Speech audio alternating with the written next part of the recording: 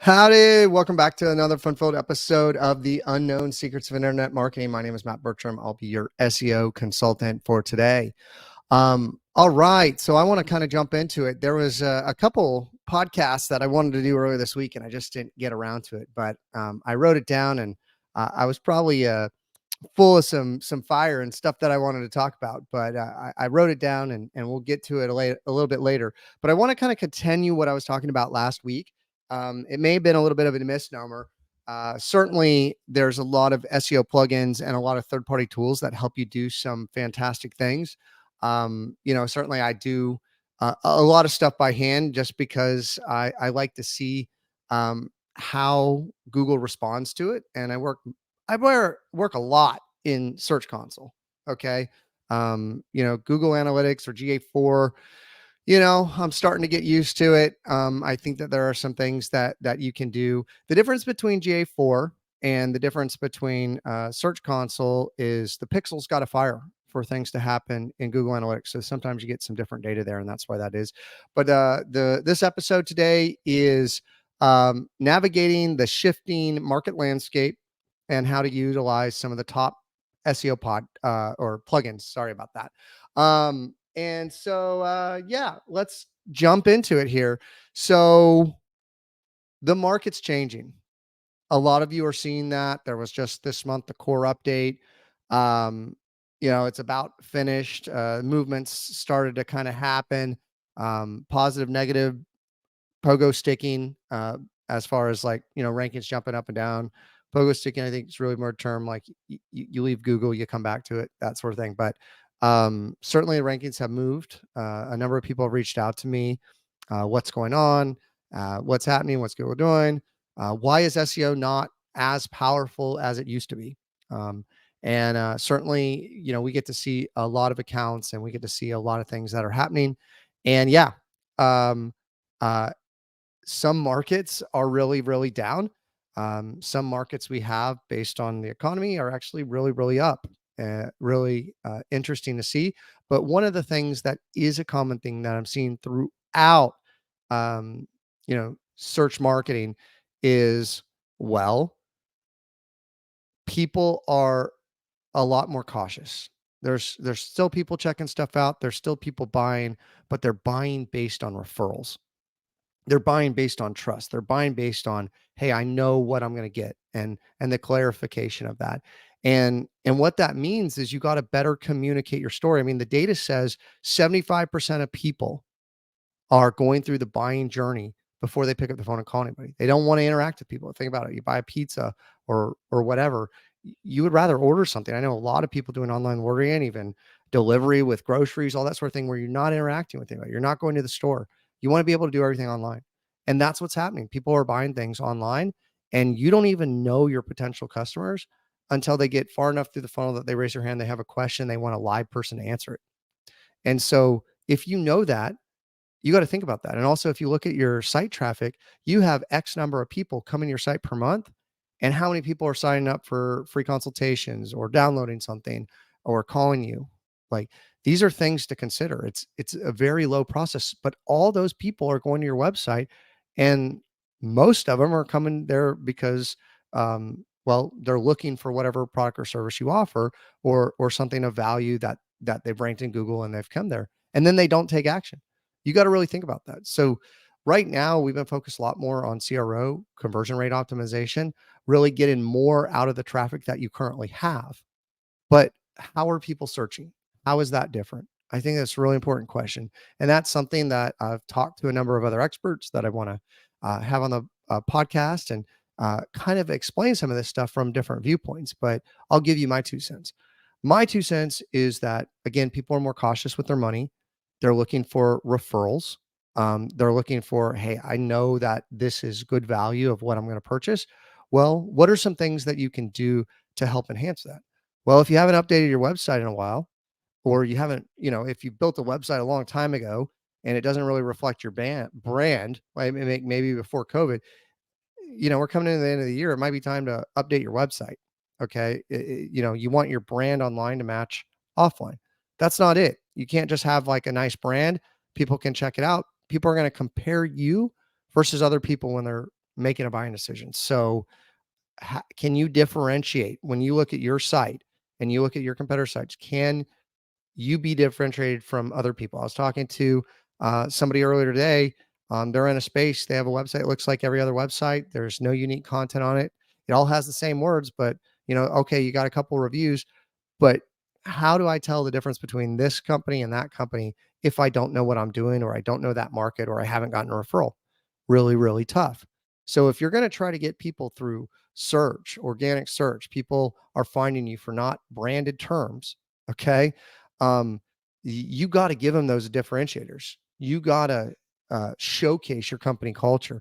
You got to highlight your testimonials. You got to showcase again those projects and awards, and all these things come into play.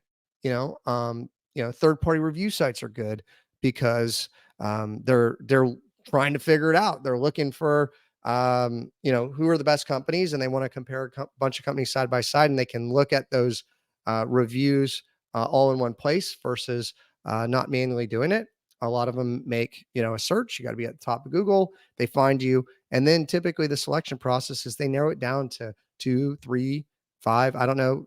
Depends on the person, how many different companies, and also uh, where they're leaning towards, right? But typically they're going to narrow it down, and then they're going to try to select which ones they want to move forward with. That could be moving forward with buying. That could be just moving forward with setting up a consultation. And that's what you're trying to get to. You're trying to get more people to raise their hand to say, "Hey, I'm interested in working with you," and to give you a shot, and to get you to connect with them one on one, with one person, yourself or someone on your team or whatever, to um, share your unique selling proposition. Well, you can do that through video. You can do that through podcasting. You can do that through a lot of ways to reach a lot of people. Okay. So, okay, what am I saying? Right? All of it, I guess, sounds good. Sounds good in my head. Let me try to break it down in simplistic bullet points and actionable steps. What are some of the things you can do?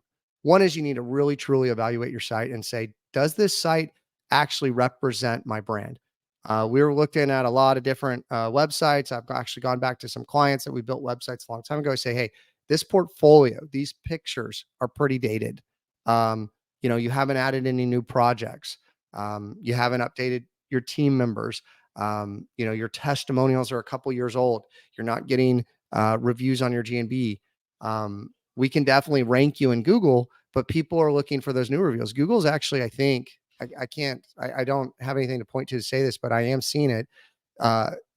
Depending on how old your reviews are or other factors, they're starting to disappear. And I'm seeing other review sites do it too. So, they're forcing you to kind of run on the treadmill to continue to get new reviews, and they want to see new quality reviews. Now, I don't think that they should take away reviews, but I am seeing that happening. I'm seeing it with Google specifically, and I've heard about it on some other platforms as well.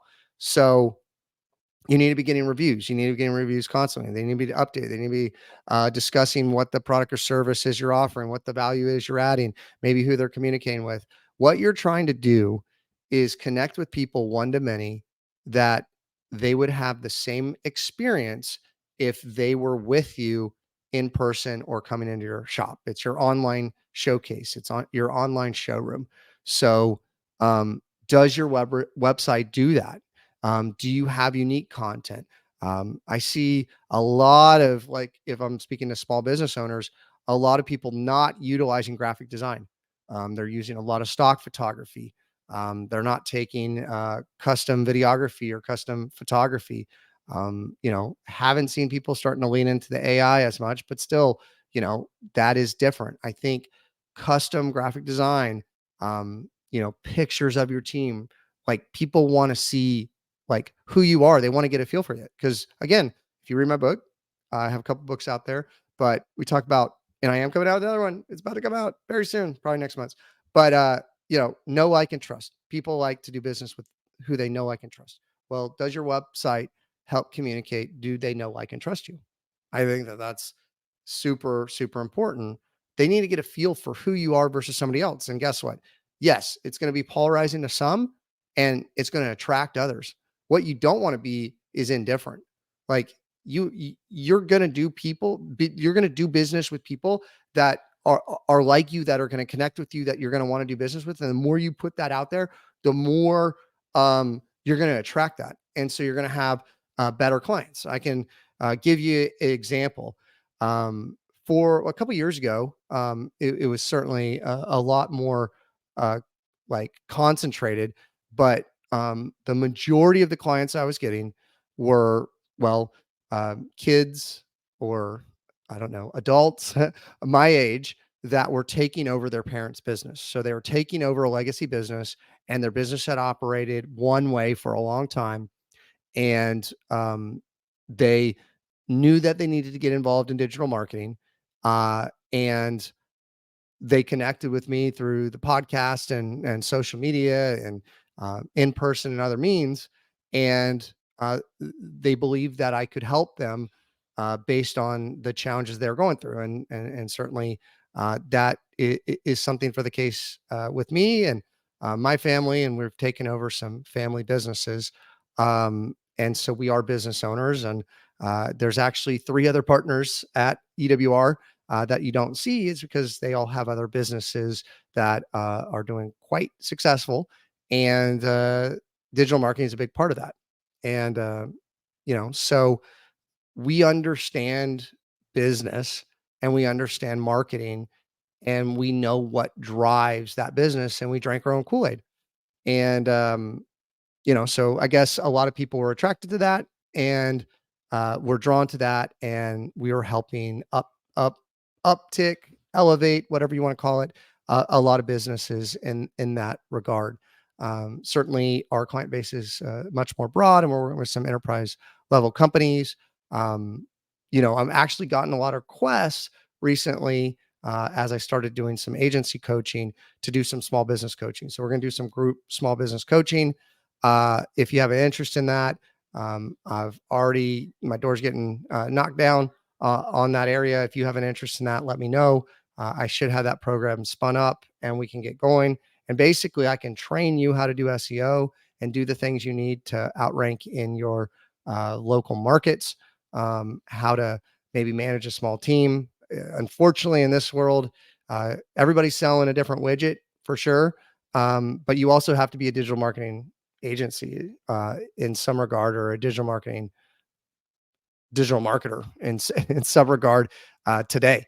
Um, it's just kind of, if you're generating business online, you need to understand that stuff. You need to understand the algorithms. You need to understand the search engines. You need to understand uh, like social media and how that impacts it. And so to bring it back to what I'm seeing in the market, and then I'm going to jump into, because I got about another, let's say I'll give another 15 minutes here, trying to wrap up here on a Friday. I got some stuff going on. Is the market shifting, and people are less willing to spend, but they are spending, but they're really cautious, right? Um, and so, what are the things that you can do to help them make that decision that they're making on their own online before they raise their hand and say they want to talk to you and maybe move forward? Because in the past you would say, "Hey, this website looks good. I want to just talk to somebody," and people still do that. And certainly, when I walk into a store, sometimes I just say, "Hey, where's somebody's? Tell me where it's at." And you're hitting different kind of people in a disc profile. Maybe different people want different things, certainly, but a lot more people are doing their own research, and they're doing everything themselves online. And if they could make the purchase all the way through online, in a lot of industries, they're doing that. And we've made that a lot simpler on our website for audits, workshops, consulting, that sort of thing.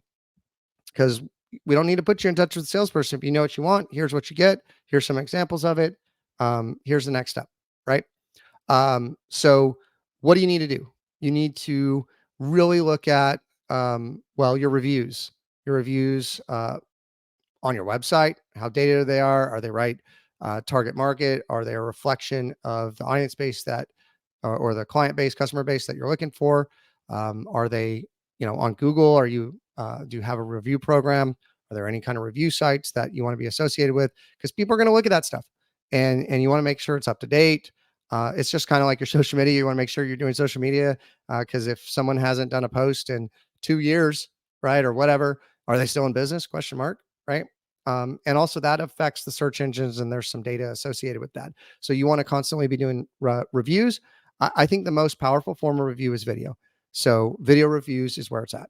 Then you got uh, your image or your full name, description of your business, like who you are, not just like first name, whatever, and a picture of you, right? Pictures, and then text, right? So text is the least trustworthy form of it.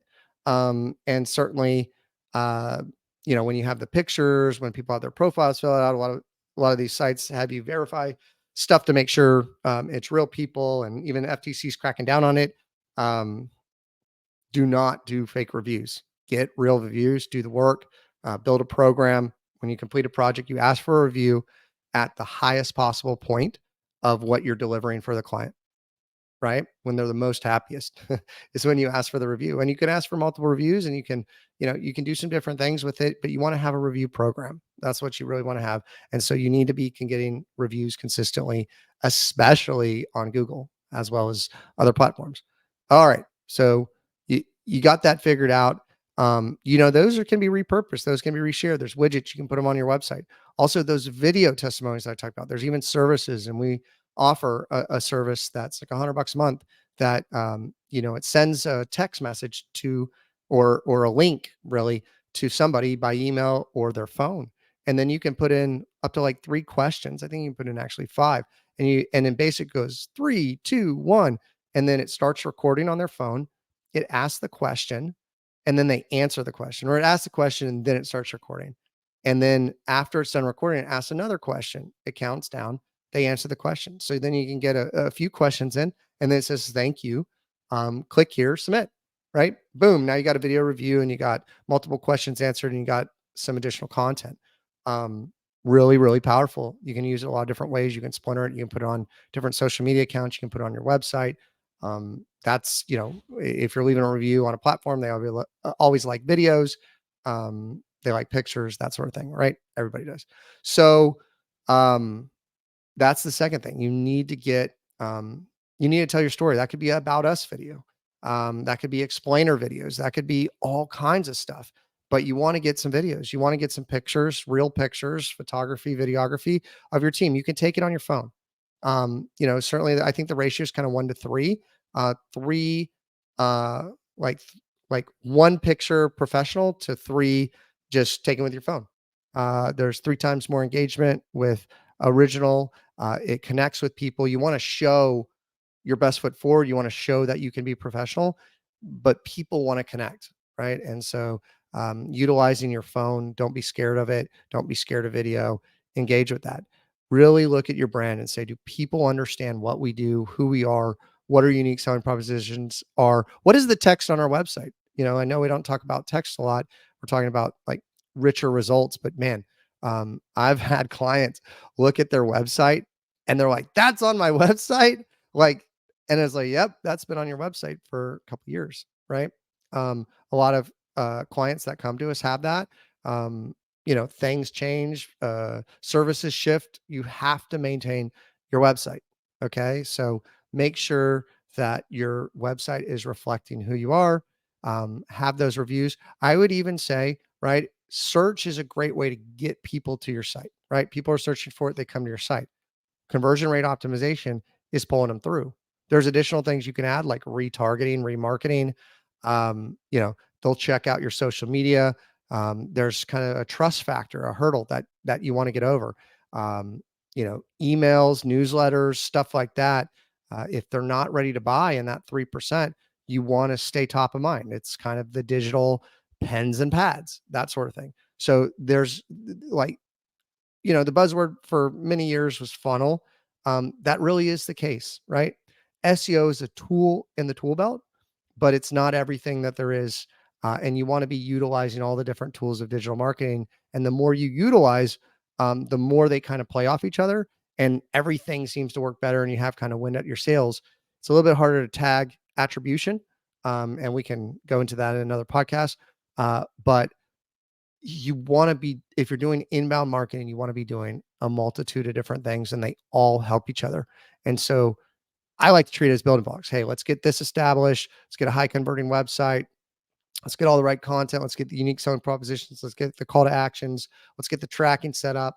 Then let's start doing some SEO. At a certain point, you get enough traffic, start doing the retargeting. And then you can start adding the email automation. You can start adding paid ads. You can start influencer marketing. Um, you know, there's a lot of different things you can do. Also on the website, there's pop-ups, there's chat bots, there's different kind of forms. Also, someone's filling out a form, clicking on a button, like it's different, right? Also, if it has to take somebody to a different page and your site's slow to load, you're going to lose a lot of people. So again, it all kind of falls under conversion rate CRO, conversion rate optimization, or CRO. So you might want to check that out. All right. Dang it. I was going to get into these plugins. Okay. So last podcast, I said I don't really use those plugins. And again, that was a little bit of a misnomer. I'll be kind of brief here and maybe I'll go into this more next time. But if you are new to SEO, these plugins, these tools absolutely keep you out of the ditch. All right. Um, the two major plugins, and I got to be careful because a number of these brands have sponsored me. But let's talk about two of the leading ones. Hold on one second. I'm gonna have to cough. I'm still a little sick. All right. Yoast. Yoast has been the gold standard plugin for a long time. I'm trying not to move my head here. Sorry. Let me pull it over. All right. This plugin does a lot of great things, and there's a lot of tools that do a lot of great things. Okay. Um, let me see. So let me just summarize it because I think I can do even a better job. What these plugins and why they're so powerful is you got to hook them up. Okay. You got to hook them up to your analytics, and you got to hook them up to your search console. If you're using other tools like SE ranking, Ahrefs, SEMrush, again, all these guys have sponsored me. Um, you know, you are looking at data based on their algorithm. They're estimating traffic, they're estimating stuff. They are buying data from the different data centers from Google.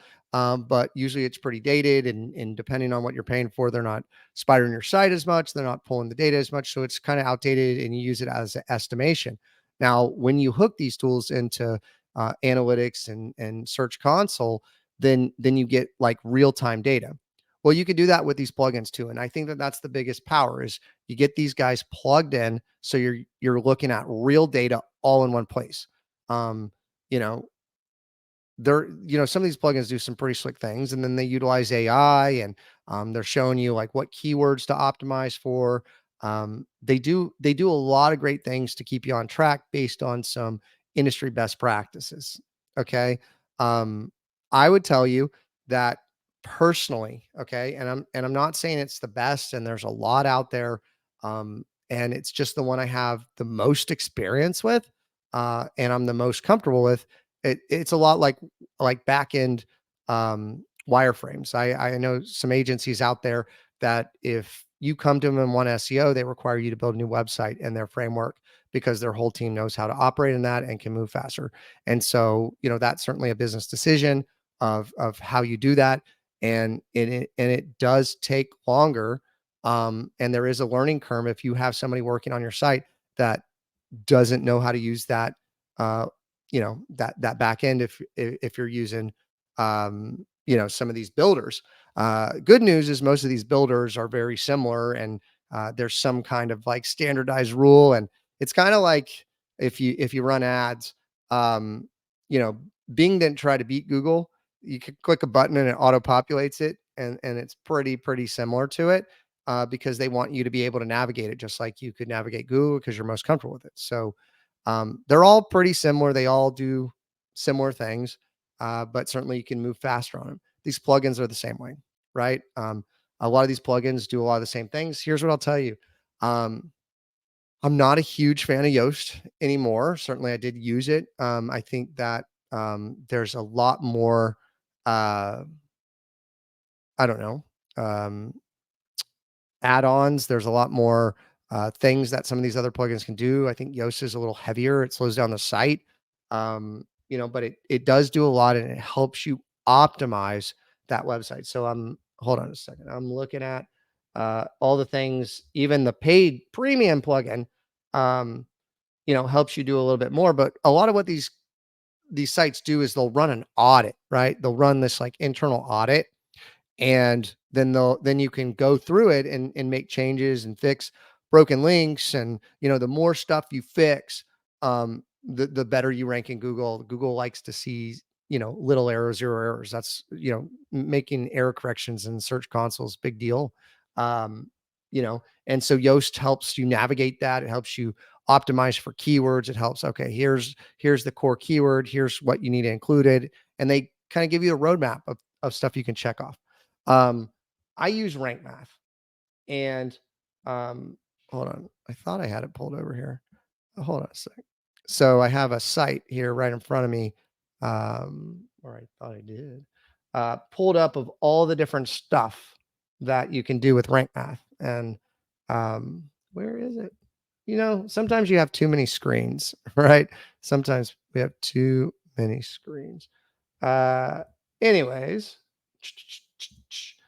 I wanted to go back to the back of the website, but I'll just go to Rank Math's website, and I could certainly help Rank Math communicate their offering a little bit better. But I'll highlight some of the things. Right, you get it plugged into Search Console. How it works is you know you can even register the free site. You don't have to pay for the site. It's really not that much for sites as far as like the value that you get. But you plug everything into the main website, and then the main website gives you like additional features and tools. And so you could run reports, right? You can run reports with these things.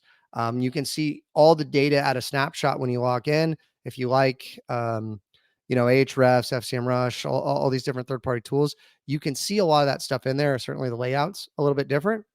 You can do breadcrumbs. You can do schema markup. It helps you optimize images. One of the things I like if you're, building out a site, you can set up rules, and you might not have to go optimize. Like going in and manually optimizing every image properly is ideal. But if you're building a site new for somebody, and maybe they're not, they're not paying for the whole kit and caboodle with all the SEO, or you have an existing site and it's huge, it's better to have some alt text than not. And with a click of a button, you can write a rule, and if you labeled your images right, it can auto populate that. Uh, if you put in the API keys, there's instant indexing, and so you can put in all the different search engines. You can automatically update all the search engines. Uh, pretty awesome stuff. They've started to incorporate some AI. You have to buy some tokens to do some stuff, but you can optimize for multiple keywords. You can even pull in Google Trends, so you can see how your things are doing against Google Trends. It's pretty cool. Um, I just like it. Like it does a lot of cool stuff. It does a lot of stuff that you need. I think it's a really good value. They really keep you out of the ditch. So I just wanted to kind of point some of that stuff out. I know that doesn't cover everything, and there is additional features that you get with the paid version, but the version is quite powerful. So you should be using one of these tools. It really will help you. And if you learn one of these tools, and you kind of follow the guidance it gives you, and you might run an audit. And, okay, what can I fix? What do I need to include? What is the focus keyword? All these different things. You're going to be better than 85% of the people out there, because most people don't know what they're doing.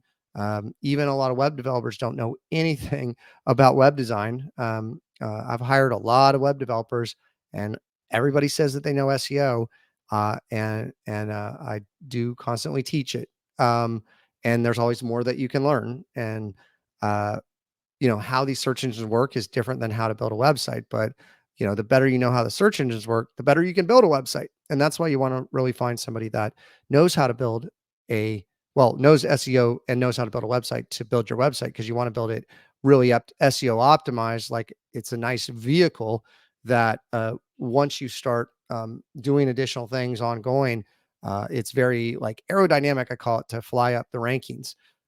So that's why you want to SEO that understands web development and web design versus the other way around. Um, and then if you are a web developer out there or you're a small business owner and there's just a sea of stuff with digital marketing and SEO, you do want to use one of these plugins. And so this is an advanced podcast, and we do go over a number of things. Uh, so I was kind of speaking off the cuff a little bit, and I got some comments about that, and I think that there's a ton of value in these plugins. And I want to be clear on that. And if you're not doing SEO as your primary job, then you should be using these. They're going to give you good framework, good guidance, good rails. It's like bowling with bumpers, right? I use them and they catch a lot of stuff. There's stuff that sometimes I miss. So there's a ton of value. I like that it brings it all together in one place, and uh, you don't have to use multiple tools to do it. You can bring it all under one house. You can learn one kind of SEO plugin, and you can get, again, 85% of the way there, doing just that. So I would encourage you to use them. Please check out some plugins. There's a ton of great ones out there. I don't know all of them. I haven't tried all of them.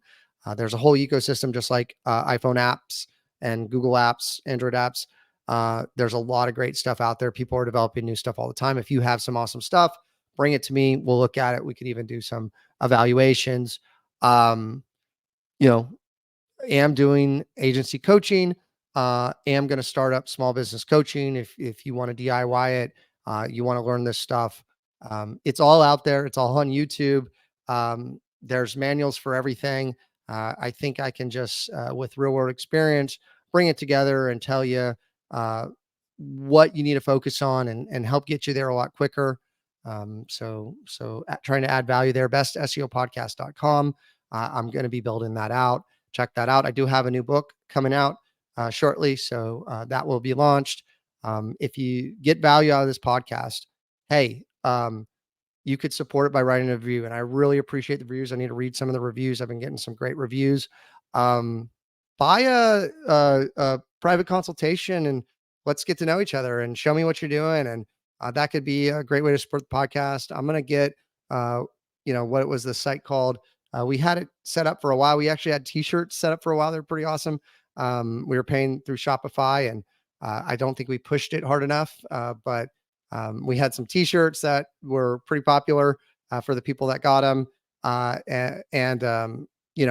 find more ways to support, but if you have some burning questions, you can submit them to me. You can get on a call with me. I've had some really good consultations recently. Y'all heard it on the podcast, so I appreciate the support. That's actually where the small business coaching program is coming from. Is I had about 3 people in a row say, "Hey, I would really like, it's hard in the podcast. I want you to show it to me. I want to ask you questions. I want to see it." And I get that. And, we need to do a better job at that, and provide some trainings and provide some hands-on coaching and do some share screens and whiteboarding sessions. You can do virtual whiteboarding sessions. We are a Google company.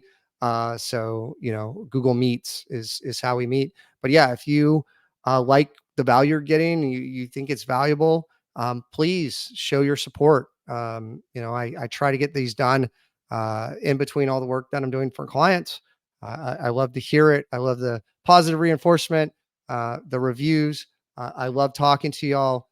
So anyway, you want to support us, please support us.